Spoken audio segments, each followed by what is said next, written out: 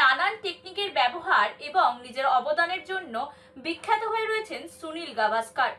কিন্তু ব্যাটিংয়ের পাশাপাশি বিপক্ষকে আটকাতে নিত্য নতুন বুদ্ধির ব্যবহার ক্রিকেটের ইতিহাসে খুবই বিরল। তবে এই তালিকায় সুনীল গাভাস্কার একটি ব্যতিক্রমী নাম। সময়টা 1981-82 মরশুম। বেঙ্গালুরুতে রঞ্জি ট্রফিতে মুখোমুখি বোম্বে ও কর্ণাটক। এখনকার মুম্বাই, তখন বোম্বে। প্রথম ইনিংসে কর্ণাটকের বাঁহাতি স্পিনার রঘুরাম ভাটের দুর্দান্ত বোলিংয়ে বোম্বের প্রথম ইনিংস 271 রানে শেষ হয়। একাই 8টি উইকেট নেন ভাট। তিনি পিচের রাফ জায়গাটা কাজে লাগিয়ে বাজিমাত করেন। দ্বিতীয় ইনিংসেও একই ছবি, পিচের ভাঙা জায়গা ব্যবহার করেই নেন আরও 5টি উইকেট। বোম্বে তখন হারের মুখে। বুদ্ধি খাটান অধিনায়ক গাভাস্কার।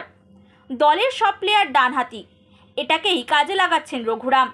স্পিনারকে বিভ্রান্ত করতে গাভাস্কার বাঁহাতি ব্যাটার হয়ে যান। বাঁহাতি হিসেবে গার্ড নেন। বাঁহাতির কারণে উইকেটের রাফ জায়গা থেকে বল ঘুরে বাইরের দিকে যাওয়ার বদলে সরাসরি গাভাস্কারের দিকে আসতে শুরু করে, যা সহজেই প্যাড ও ব্যাট দিয়ে সামলে নেন তিনি।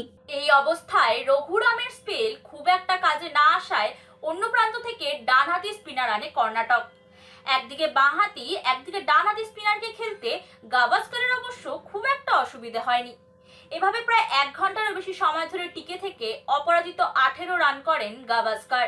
গাভাস্কার গুলাম পার্কারের জুটিতে শেষ দিনের খেলার শেষে 9 উইকেটে 218 রান তুলে ম্যাচ ড্র করে বোম্বে। পরে এক সাক্ষাৎকারে গাভাস্কার বলেছিলেন, রঘুরাম ভাটের বল যেভাবে ঘুরছিল, ডান হাতে খেলে বাঁচার কোনো উপায় ছিল না।